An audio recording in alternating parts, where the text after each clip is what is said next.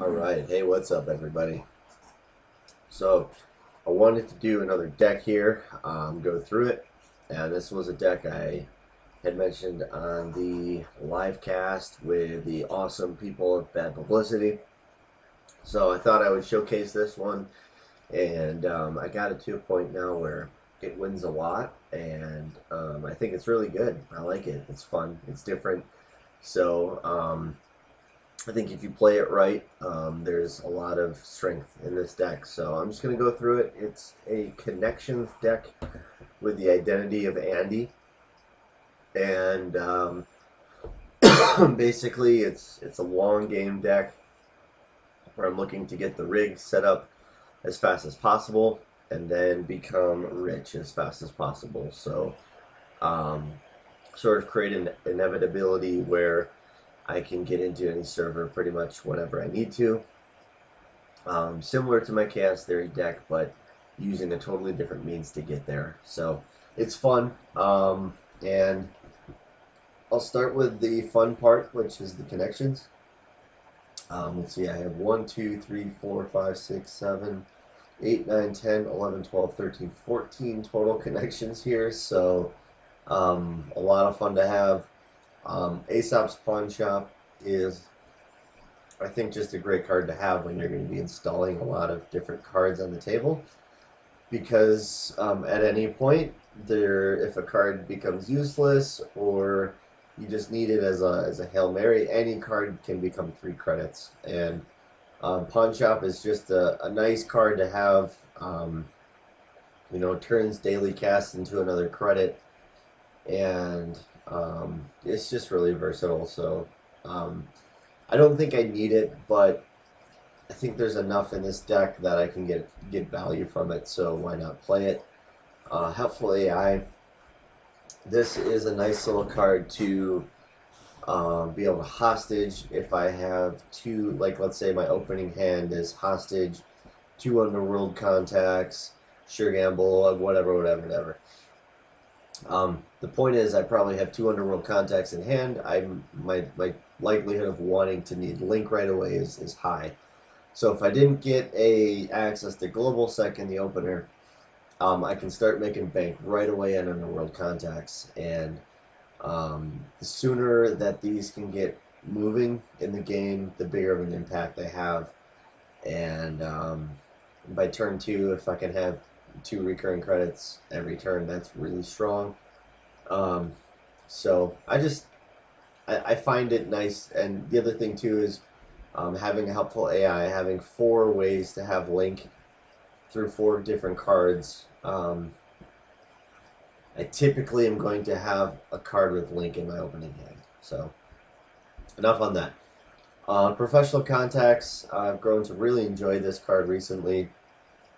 It's typically the first card I will play with a hostage,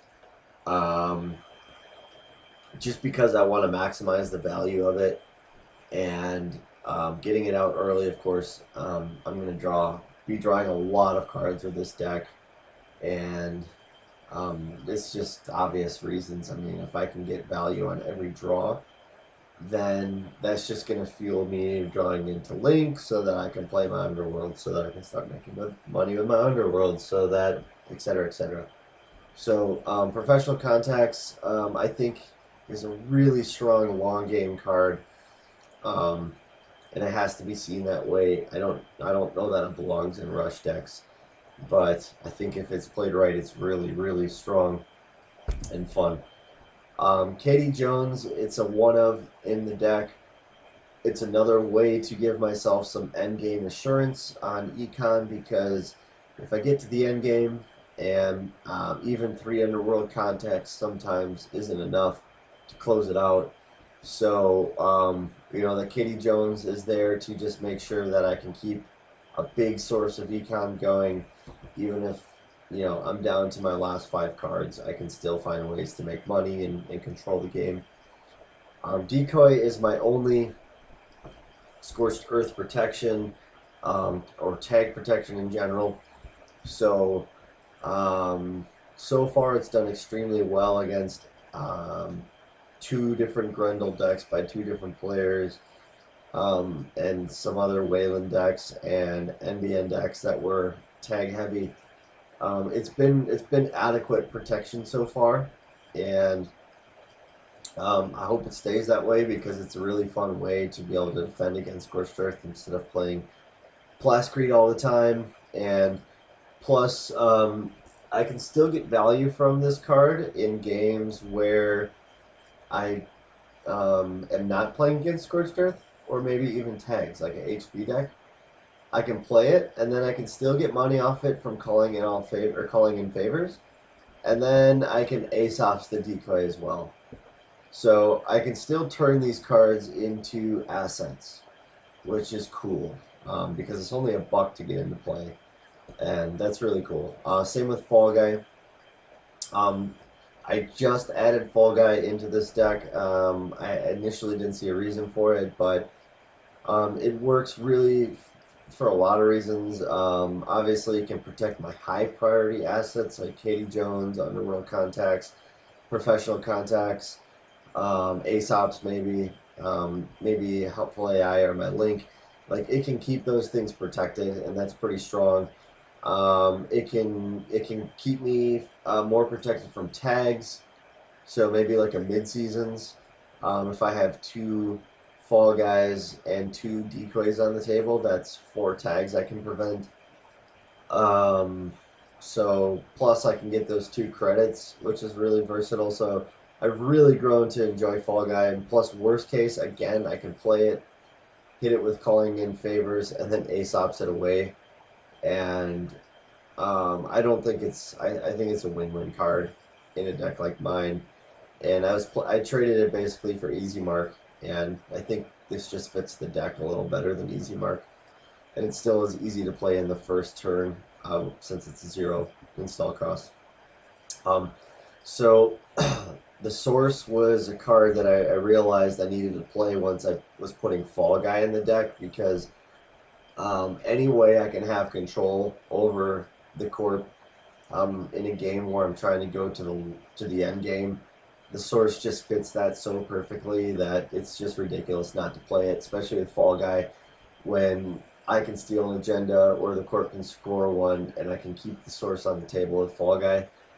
So decks who are relying on Biotic Labor can really get crushed by that.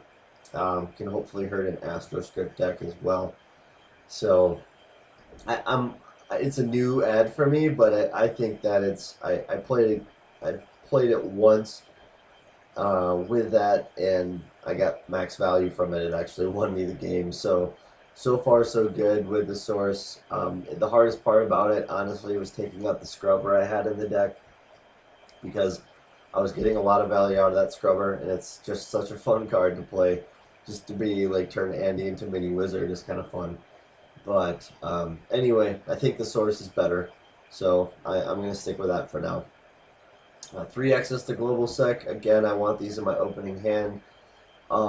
It's really nice to play them if I'm playing against MBN and I need some extra link. They're only $1. So I get my value back basically the first time I encounter Link or encounter a Trace. I'm going to get that $1 back. So couples really well. I can get Underworld Contacts running for only 3 credits with this. So in the opening hand it can be useful that way. And yeah, I think it's just the nicest, smoothest, most elegant way to get Link into play with this deck and keep it cheap and get the engine running early. Daily casts can be tricky to play because you don't have that immediate return like with a Easy Mark or a hedge fund, or excuse me, Sure Gamble. So sometimes, if I have 2 in my opening hand, I'll probably just play one of them. But I wanted to give my Aesop's more ways to get use out of Aesop's, and it's a nice econ card in general. So I think that the game or the deck works in the long term enough that it fits, and as long as you're just not stupid, you blow your money and whatever. You just got to be able to smart a daily cast. It's not a big deal. So let's talk about the deck MVP. Logos, the console. I believe this is why the deck works, and why when I tried to build this deck, I guess pre Honor and Profit, why it didn't work. But I think Logos is really the difference maker, and that's because I can get any card in my deck. So the only time that's a major bummer is if I'm playing against Cerebral Imaging. That can be a bummer, or Medical or Harmony MedTech rather. That can be a bummer since they're usually only going to score 2 or 3 agendas max. But in general, Logos is amazing because it allows me to get my rig set up so fast if I need to. Of course, I have 3 special orders to complement that as well. But I can just get whatever I need whenever I need it. And what I find most of the time is I get my interfaces because I don't have any other way of tutoring for these. And I have ways to tutor breakers and I have ways to tutor connections with hostage. So usually I just go get my interfaces and take control of the game. But if I need a breaker, obviously I'll get it. And it's just a power card. And I think is really what allows this deck. And admittedly, I need to play against more NBN, some Facet Bands decks, Astrobiotic decks, like the really powerhouse NBN decks. Needs more practice with. But I'm hoping Logos and the Source can be the equalizer, where I can start to get a lock on them, plus the interfaces. So running interference is a card, again, admittedly it's not always good, but it's very good against, it's a great counter to Bioroid decks or Big Ice decks. It can really throw the corp off big time if a running interference comes into play and I have all the money I need to get through, and maybe they're even playing Ash.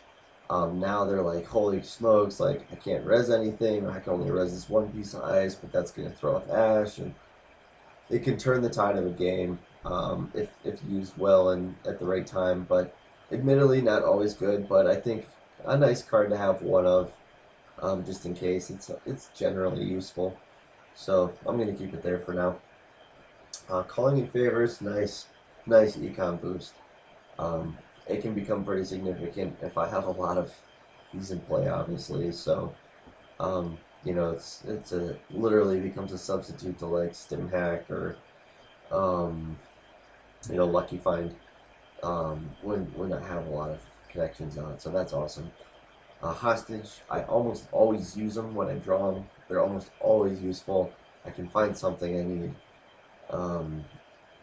Usually Katie Jones or an Underworld or Link or Professional Contact or something. Decoy if I need it. Source is a great card to get with that. So this is a very, very useful card in this deck, obviously, for obvious reasons. Special Order, again, I want to get things set up fast. Sure Gamble, I don't think I need to justify why this card is good. Just, say it's econ, so yeah. Crescentis. This, I want to talk about Program Suite, just briefly why I picked what I did. So I have essentially 5 MU slots once my Logos is in.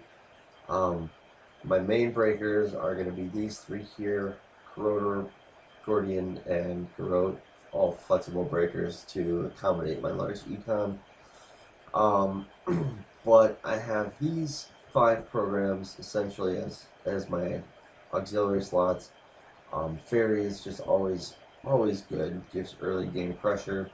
But another thing it does, which is really important, is it prevents Corrodor from getting trashed from a power shutdown, as well as that's what Crescentis does.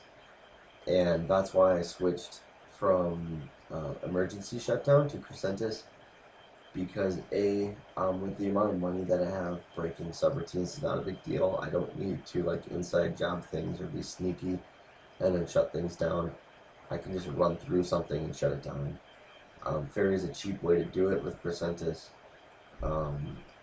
But then all 5 of these cards here also give me protection against shutdown and Corrodor, like I mentioned. So putting that all together, the fairies can give me early game protection against sentries, or early game aggression if I need against sentries, and then the Groat comes in long game to control everything else. And then the Gordian Blade, these are all three of these breakers are in the same vein. I mean, they're the 2 strength, plus 1, plus, 1 credit, 1 strength, and then 1 credit, 1 subroutine. So as long as I have money, I have no problem getting through any server, as you can see. And that's how the deck works. It's done very well so far. I'm excited to keep trying it out. I have aspirations of actually this potentially becoming a regional quality deck. So it's not tested enough to say that it's at that point yet, but it is tested enough to say that here it is. I'm excited about it, and in a majority of matchups, it can dominate. So there you go. There's the new deck I'm playing, and I'm going to get some games and recording it, and hopefully you guys will enjoy it. Take care.